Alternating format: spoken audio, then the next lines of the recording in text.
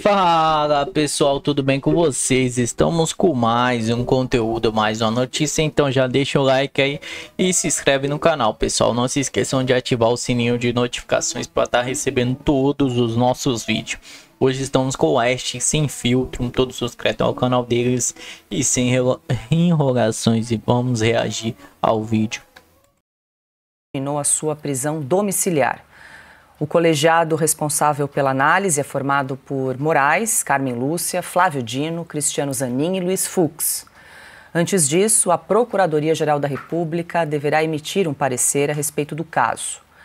No recurso, os advogados de Bolsonaro afirmam que não houve violação das medidas cautelares e que a saudação feita por ele a manifestantes no Rio de Janeiro, no último domingo, não pode ser considerada como ato criminoso. Os advogados pedem que Moraes reconsidere a medida em juízo de retratação. Caso isso não ocorra, solicitam que o caso seja submetido com urgência à apreciação do plenário físico da primeira turma do STF, como prevê o regimento interno da Suprema Corte.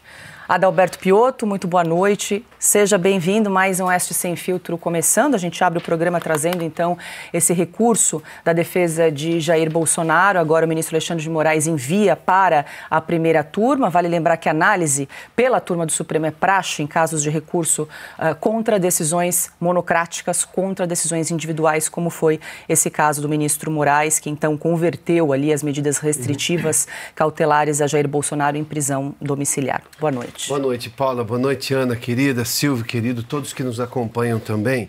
Vamos só lembrar aqui, retomar uma questão técnica. Em tese, obviamente, já se esperava que o próprio ministro, antes de decretar a prisão, já levasse a primeira turma.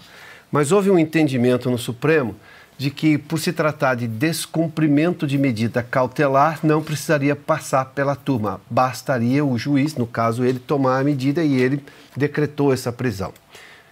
O sentido do Supremo isso já estava previsto, descumprimento de medida cautelar leva à prisão.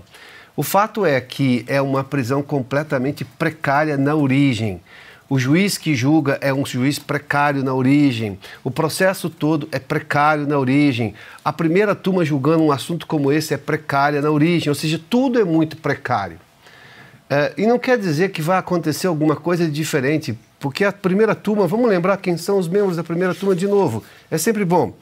O ministro Alexandre de Moraes, aí você tem o Flávio Dino, você tem o Zanin, a ministra Carmen Lúcia e o Luiz Fux. É 4-1. Muito provavelmente vai ser 4-1. E se não for, vai ser, digamos, um espanto para todos. Porque, aliás, a minha pergunta é se a Procuradoria vai dar um entendimento que não era preciso a prisão. Porque as evidências estão claras.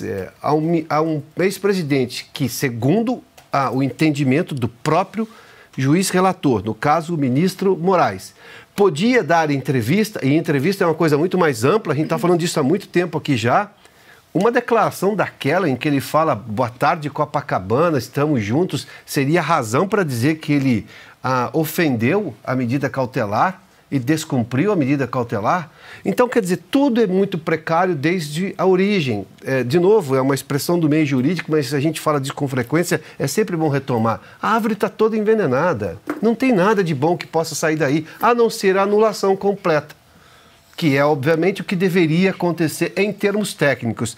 Mas, enfim, o Supremo criou um ordenamento jurídico próprio em cima da lei brasileira e faz o que bem entende, avança, recua. Não há segurança jurídica de absolutamente nada. Eu vou dizer aqui de uma maneira muito clara, eu sou solidário aos advogados, porque eles tentam buscar na lei algum argumento técnico, e existem, para, obviamente, se contrapor a uma decisão abusiva, completamente arbitrária, fora da lei, fora da Constituição, que tem nesse processo. Mas o problema é que quem julga com a Constituição debaixo do braço de verdade, julga sob o peso da Constituição. Então, esse é o ponto. Ana Paula Henkel, muito boa noite. Hoje ao meu ladinho aqui no estúdio do Sem Filtro. Seja bem-vinda, Ana. Então, o caso sobre a decretação da prisão domiciliar de Jair Bolsonaro vai chegar à primeira turma do Supremo Tribunal Federal. É importante lembrar que a Procuradoria-Geral da República deve emitir o seu parecer antes disso. E fica a pergunta, ali são 5 integrantes, né, Ana, considerando a presença aí do ministro Alexandre de Moraes, como é que os demais ministros vão encarar ou vão enxergar essa medida, né, essa decretação da prisão domiciliar por parte do ministro Moraes. Será que vai haver alguma divergência nesse caso, Ana? Boa noite. Boa noite, Paula. Boa noite, Piotr. Boa noite, Silvio. Boa noite à nossa querida audiência. Paula, eu dei uma risada porque desde segunda-feira as notícias nos atropelam, né? É uma coisa assim impressionante como a gente acorda de manhã com uma notícia, à tarde já tem outra notícia, no outro dia, na outra manhã já é outra notícia, nada a ver com a notícia do início da semana. Então, Paula, veja você, hoje, uma das minhas fontes no Congresso americano, que eu normalmente converso via mensagens de texto, perguntou assim, "What's going on? Eu posso te ligar?" Porque as mensagens de texto, ele já não estava entendendo mais o que estava acontecendo. Ele tentava procurar algumas coisas no noticiário em inglês, e aí vinha BBC, The Guardian, todos esses veículos muito alinhados com o próprio Partido Democrata, com a esquerda global. E os americanos, alguns congressistas confusos. What's going on? No sentido de o que está acontecendo, porque o que nós estamos lendo não pode ser real. E aí ele me ligou e nós conversamos ao telefone e eu expliquei o aceno do presidente Bolsonaro no telefone, dizendo: "Oi, tudo bem? Muito obrigada. Muito obrigado. 10 segundos numa manifestação pacífica, ordeira, pedindo respeito à Constituição, criticando Alexandre de Moraes." E o que eu ouvi do outro lado foi: "Mas isso não é possível, é só isso mesmo?" Eu falei: "É só isso mesmo." Então, Paula, o Brasil está num emaranhado jurídico, econômico, diplomático, que a pergunta que nós fazemos, porque eu repito a pergunta que eu ouvi desse congressista americano: "Como vocês vão sair disso?" E eu respondi: "Eu não sei e o Congresso também não sabe." Silvio Navarro, muito boa noite, seja bem-vindo. A gente está tratando do caso envolvendo o ex-presidente Jair Bolsonaro. Vou acrescentar mais uma informação, já passo para você. O ministro Alexandre de Moraes autorizou visitas também ao ex-presidente Jair Bolsonaro, que está em prisão domiciliar em Brasília. Os visitantes poderão ir à casa de Bolsonaro entre 10 horas e 18 horas, respeitando um calendário pré-estabelecido pelo ministro. O governador de São Paulo, Tarcísio de Freitas, foi o primeiro a ser recebido nesta quinta-feira. Já o deputado federal e líder da oposição na Câmara, Luciano Zucco, tem visita marcada para o dia 14 de agosto. Outros aliados, incluindo a vice-governadora do Distrito Federal, Celina Leão, e deputados federais também terão acesso à casa de Bolsonaro.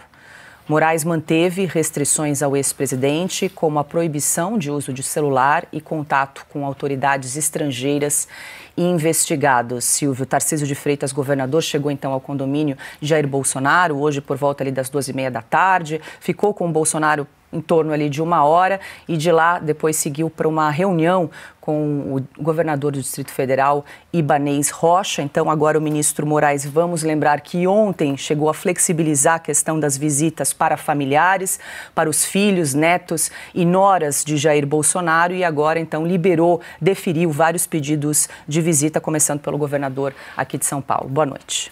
Boa noite, meus amigos. Paula, Ana, Piotr, boa noite você que nos acompanha. Bom, primeiro ponto é que o ministro Alexandre de Moraes criou uma crise institucional no Brasil. E isso passa por alguns pontos. Vamos lá. Primeiro, ele criou um monstrengo jurídico quando colocou uma tornozeleira eletrônica no presidente Jair Bolsonaro que nem juristas conseguiam entender a decisão dele. Ele precisou fazer outra decisão, redigir outro texto para explicar o primeiro, o que já demonstra como agiu no afogadilho, como age de forma intempestiva o tempo inteiro. E, ademais, os demais ministros, os outros ministros da Suprema Corte, aparentemente não estão confortáveis com tudo isso. É o que o Oeste trouxe, é o que a Folha de São Paulo revelou, o portal UOL, o jornalista Lauro Jardim no Globo, tudo isso já é conhecido. Seguindo, a partir desta linha do monstrengo jurídico, a gente tem que entender que o ministro Alexandre de Moraes é movido por vingança o tempo todo. Ele quer se vingar das ruas, porque as ruas gritaram fora Moraes, basta, chega, deixe o Brasil em paz. Ele quer se vingar do presidente Jair Bolsonaro desde sempre e assim ele vai agindo. Habile. Portanto, essas decisões que permitem visitas ao presidente Jair Bolsonaro, dos filhos de governadores, 8 governadores estão fechados com o presidente Jair Bolsonaro hoje, pelo menos 8, podemos citar aqui os estados: São Paulo, Amazonas, Paraná, Minas Gerais, Mato Grosso, Rio de Janeiro, Santa Catarina e Distrito Federal. Então são 7 estados e o Distrito Federal. O ministro Alexandre de Moraes não está fazendo concessão alguma. Ele está tentando colocar um band-aid na ferida que ele abriu e está exposta para o Brasil inteiro ver. O ministro está encurralado, acuado e isolado. E, segundo o próprio jornal Folha de São Paulo, eu vou insistir neste ponto, porque nesta semana uma jornalista que conhecemos muito bem a quem atende, a que lado do espectro político atende, um portal a que sabemos muito bem de que lado está, disse que a decisão pode ser reconsiderada. Não sabemos como. Não estou aqui dizendo que o ministro Alexandre de Moraes pode recuar. Não acredito nisso. Não é da personalidade dele. O ministro Alexandre de Moraes vai até o muro. Ele vai até o fim.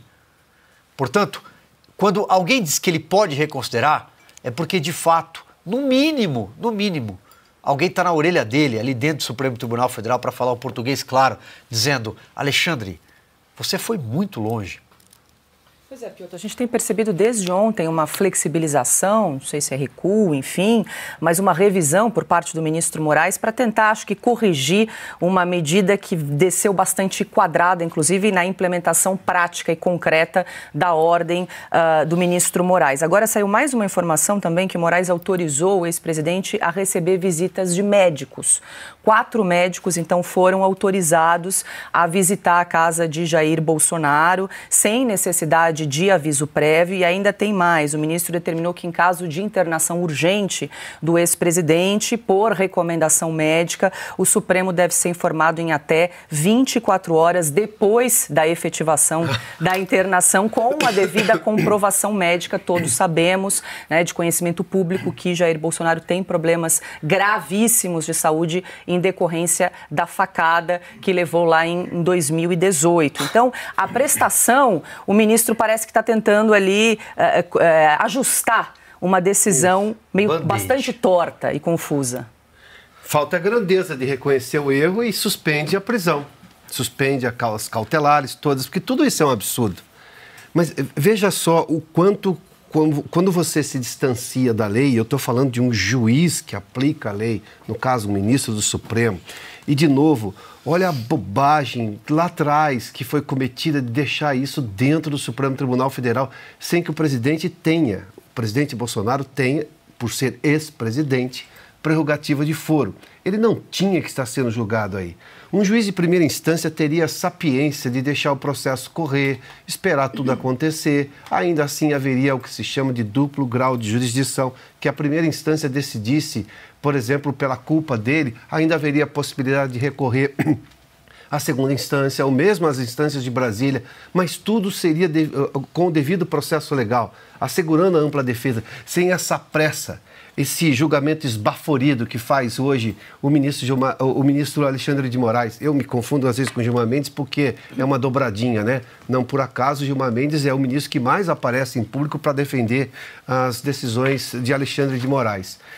Ou seja, quando você se afasta da lei, você não sabe o que fazer. Porque a arbitrariedade, o arbítrio é assim, o que aparece no dia eu vou fazendo. Agora, o Supremo é para garantir segurança jurídica, o Supremo é para estabelecer regras claras, porque em algum momento, como a gente já viu, um juiz de primeira instância vai cometer o mesmo erro e ele vai falar, não, eu estou me baseando no que está decidindo um ministro do Supremo Tribunal Federal. Percebeu o tamanho da bagunça, o quanto que esse país vai ficar ainda mais perigoso e inseguro? Nós estamos falando disso há tanto tempo aqui, porque quando você se afasta da lei, você não tem uma base, né? Para quem não se lembra das aulas de física, ainda no colégio, você precisa ter um referencial. O referencial da vida pública chama-se legislação, lei, ou, a maior delas, a Constituição. O arbítrio é coisa de estado de exceção. Ué, todo mundo conhece as histórias de Stalin, por exemplo. E eu não estou comparando uma coisa a outra, só estou dizendo que não tinha uma lei a seguir, dependia da cabeça, do humor dele, ou de qualquer tirano que tenha no mundo. Este é o ponto. Nós não somos um país de tiranos, não pode ser um país de tirano. Não pode ser um país de arbítrio. Não, nós temos uma Constituição, basta voltar à Constituição e as coisas naturalmente melhoram, porque você passa a ter um referencial, o que pode, o que não pode. Há uma coisa no direito, e é sempre bom a gente citar, a letra da lei é morta. Sabe por que se diz essa frase? Porque não importa quem vai ser julgado, a lei já está decidida, o que pode e o que não pode, porque senão você, dependendo de quem, eu vou adaptar. Não, não se adapta. A lei não vai se manifestar, ela só vai dizer o que pode e o que não pode. Obviamente, um julgamento vai lá e se põe de acordo com a lei. Agora, eu tô assim, impressionado que os médicos podem chegar e depois vocês nos avisam, né? Imaginou se preciso entrar com o Supremo? Olha, o presidente, o ex-presidente está numa emergência agora, posso pedir para o médico vir aqui? Você imaginou? Não, você liga para a ambulância nessa hora. Você liga para o corpo de bombeiros. Você imaginou? Bom, eu não sei se isso é bom senso ou se é um desespero diante de uma decisão completamente estapafúrdia, completamente fora da legalidade e que agora ele está tentando consertar. O Silvio usou a expressão aí, a analogia com o Band-Aid. Parece que é isso mesmo. Vamos tentar dar uns pontinhos para conter a sangria. Mas não, é um absurdo. O corte está errado. Fala pessoal, estamos com mais um conteúdo, mais uma notícia para vocês. Novo embate após a oposição a agregar promessa de anistia e fim do fogo privilegiado. Mota nega costura de acordo. Presidente da Câmara dos Deputados volta a abrir as crises com parlamentares e ameaça aplicar suspensões em massa.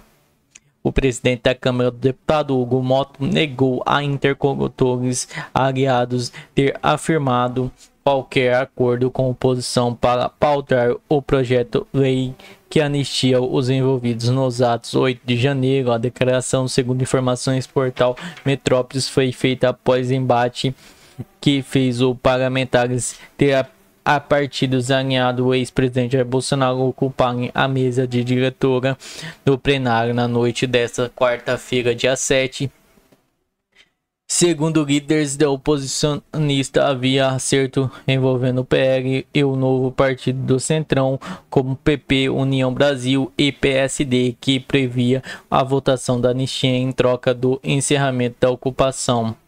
Ainda de acordo com esses relatórios, de acordo com o plenário, também a votação do projeto que põe fim ao fogo privilegiado. Hugo Mota, no entanto, afirmou ao seu núcleo próximo que não foi comprometeu com pauta.